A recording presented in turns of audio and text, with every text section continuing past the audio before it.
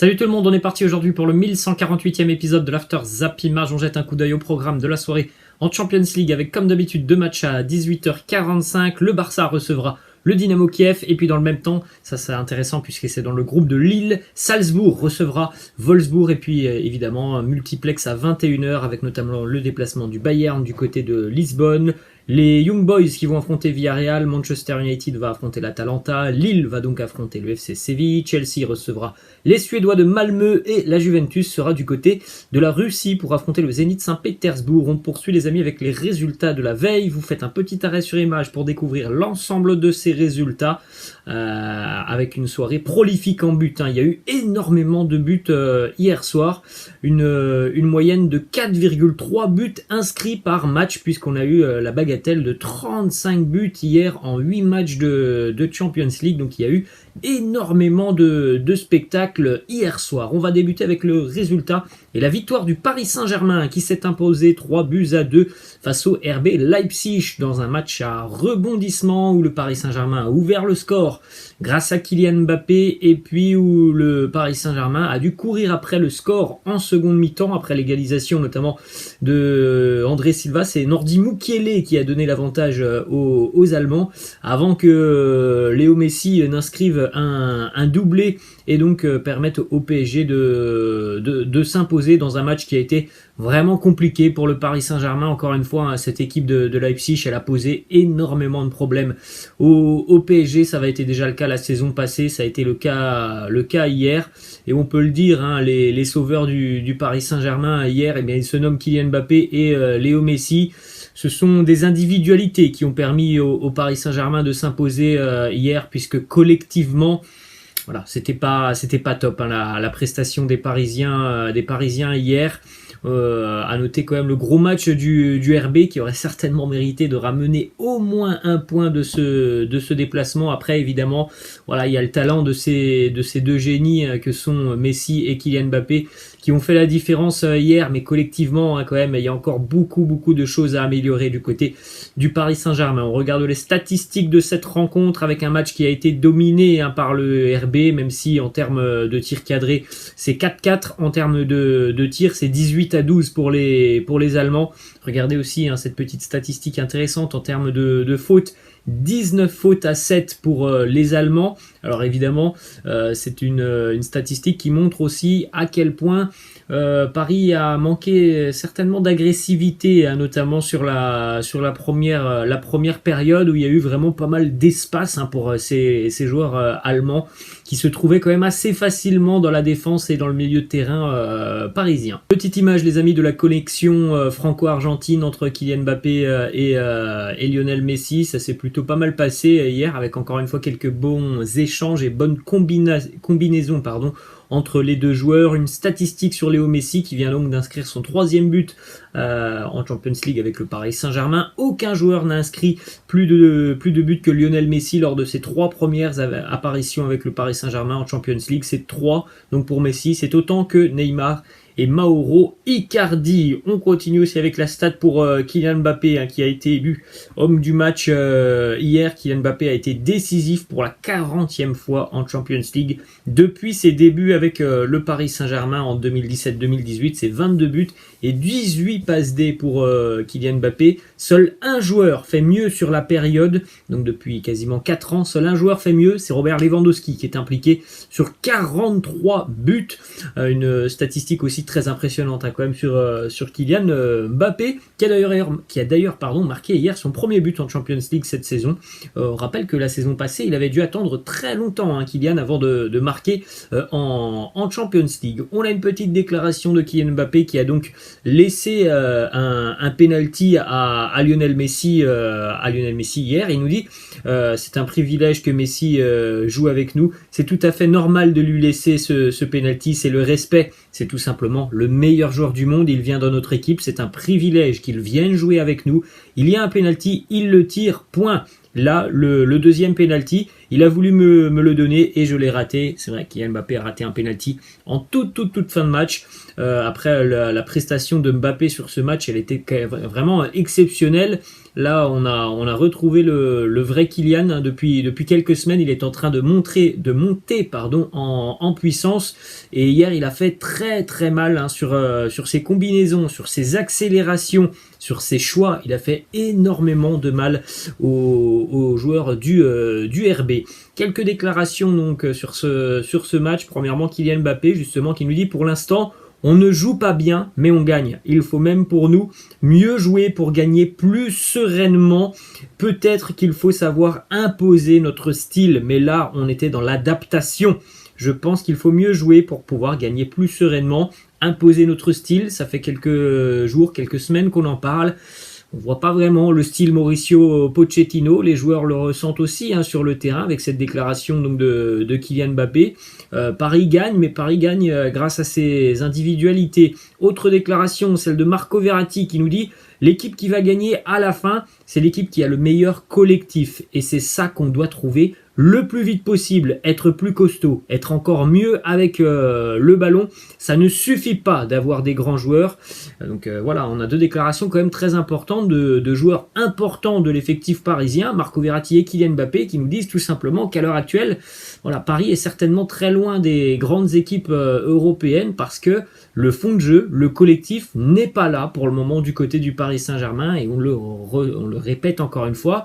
Heureusement qu'il y a des individualités qui sont capables de faire des différences, mais je ne suis pas sûr que les individualités permettent de remporter une Champions League s'il n'y a pas un collectif fort autour. Donc tant mieux pour le Paris Saint-Germain jusqu'à l'heure actuelle, ça a fonctionné, hein, sur les deux matchs qui étaient importants, donc face à City et face à Leipzig.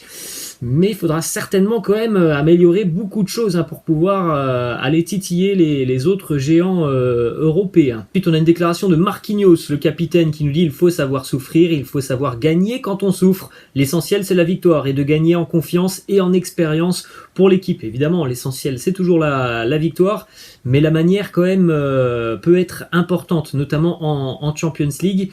Comme je viens de le dire, pour moi personnellement, hein, je n'ai jamais vu une équipe aller au bout en Champions League en se basant uniquement sur ses individualités. Ensuite, on a une déclaration du côté de Leipzig de Nordi Mukiele, qui trouve le penalty assez sévère sur Kylian Mbappé. Il nous dit aussi: je pense que Kylian se laisse un petit peu tomber. On ne va pas se focaliser sur cette action. On a fait un bon match. Je suis fier de ce qu'on a fait. On ne mérite pas de perdre, confesse le défenseur donc du RB.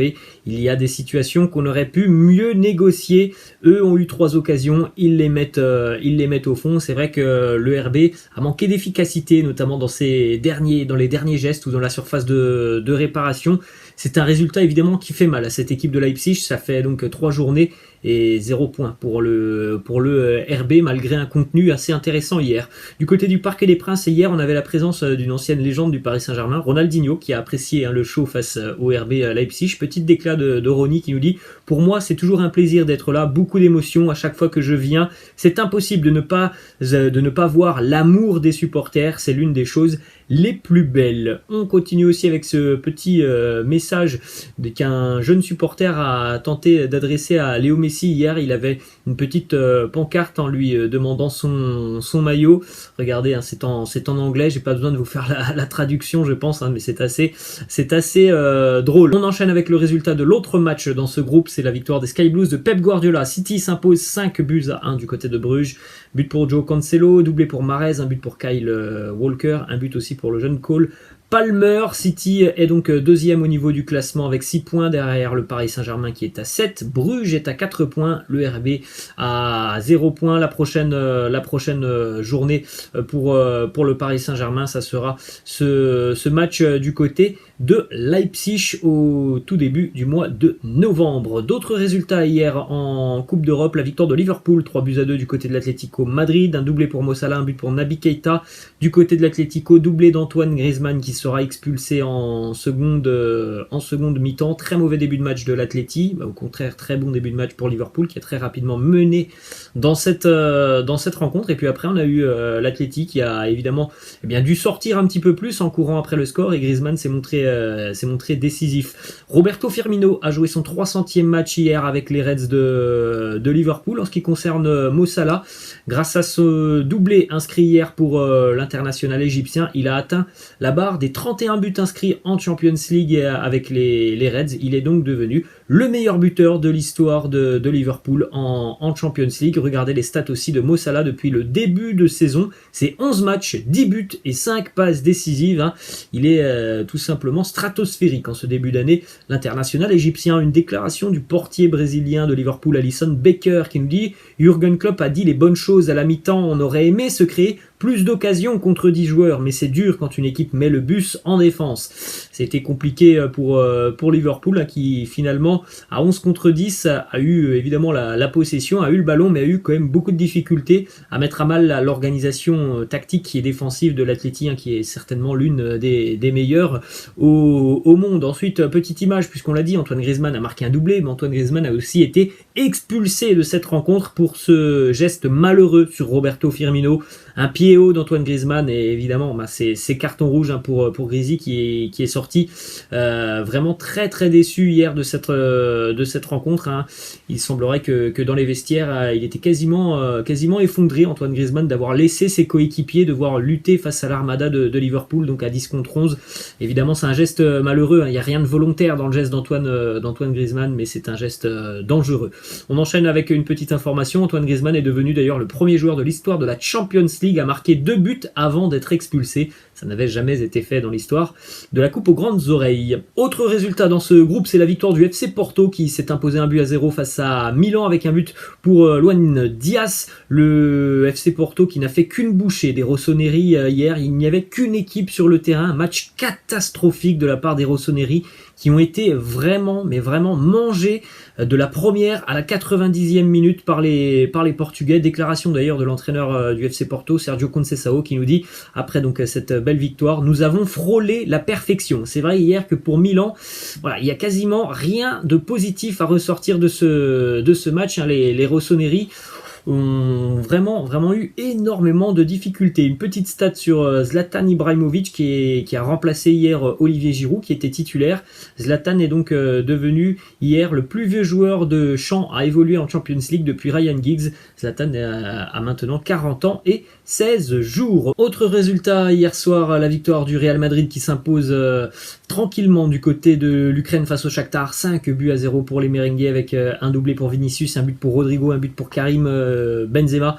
C'est Krivtsov qui avait marqué contre son camp pour l'ouverture du score. Match complètement maîtrisé et dominé de la part des Merengues qui ont su concrétiser leurs occasions, ce qui leur avait fait mal il y a quelques semaines face au Sheriff Tiraspol. Karim Benzema élu homme du match hier avec un but et une passe décisive. D'ailleurs, grâce à ce but inscrit en toute fin de rencontre pour Karim Benzema, c'était donc son 290e but inscrit avec le Real Madrid. Il est donc devenu aussi le 4e meilleur buteur de l'histoire du club, à égalité avec Santillana. Il est toujours pour le moment derrière Alfredo Di Stefano, Raúl et évidemment Cristiano Ronaldo. Une petite déclat de Karim Benzema qui nous dit: cette victoire nous donne confiance, mais dès demain nous commencerons à penser au Classico. Évidemment, grand week-end de football dédié ce dimanche. On aura donc le Barça Real dans l'après-midi. On terminera aussi en Ligue 1 le soir avec ce match entre le Paris Saint-Germain et l'Olympique de Marseille. Petite stat aussi sur Vinicius Junior qui continue de performer depuis le début de saison. Hier, c'est 2 buts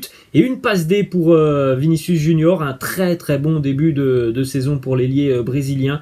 11 matchs, 7 buts pour Vinicius Junior, qui n'a pas d'ailleurs été toujours titulaire depuis le début de saison. Donc c'est dire si les statistiques sont quand même très très positives pour Vinicius.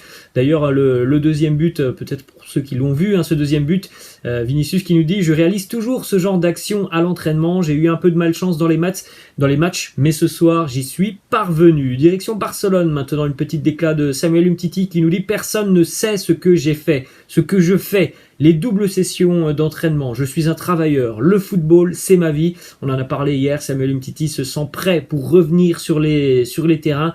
Il nous parle aussi de son avenir du côté du Barça. Il nous dit: je ne me vois pas jouer dans un autre club. Non, impossible. C'est très clair pour moi. Je veux démontrer que j'ai le niveau pour jouer ici, au Barça. Le football c'est ma vie. Le Barça c'est ma vie. On a une déclaration aussi de Sergio Agüero qui nous dit que les joueurs ont demandé au début d'année à ce que Sergio Agüero hérite du numéro 10 de Léo Messi. Il a refusé et puis il a dit aussi tout simplement qu'il verrait bien le numéro 10 sur les épaules d'Ansu Fati et c'est ce qu'il s'est passé pour Ansu Fati qui a donc hérité du numéro 10 de Léo Messi. Déclaration de Gérard Piqué qui nous dit les arbitres sifflent plus en faveur du Barça et du Real que les autres équipes. L'Atlético est aussi dans ce groupe. Je demande l'égalité pour tout le monde et je sais que c'est difficile, je comprends que c'est compliqué pour un arbitre. Voilà, bon, c'est la même chose un petit peu partout en Europe, évidemment. Les gros sont toujours un petit peu plus favorisés par l'arbitrage. Ensuite, on enchaîne aussi, les amis, avec ces images du futur Camp Nou, puisque le Camp Nou va faire peau neuve, un petit peu comme le Bernabéu du côté de Madrid. Et voilà les images du Camp Nou, en tout cas ce à quoi le stade devrait ressembler d'ici à quelques années. Une déclaration aussi pour terminer de Josep Maria Bartomeu, l'ancien président du Barça, qui nous parle de Kylian Mbappé et d'Ousmane Dembélé. Il nous dit la signature de Mbappé était sur la table, mais les entraîneurs du Barça ont préféré Dembélé parce qu'ils voulaient un joueur qui écarte le jeu. Voilà, c'est une petite déclare importante. Le Barça souhaitait engager Kylian Mbappé. Certaines personnes du côté de Barcelone ont pris la décision de choisir Ousmane Dembélé. Le Barça jouera ce soir donc face au Dynamo Kiev. Voilà les amis, la fin de cet After Zap Image. J'espère que ça vous a plu. N'hésitez pas comme d'habitude à lâcher un petit pouce bleu. Je vous laisse et je vous dis à la prochaine. Ciao.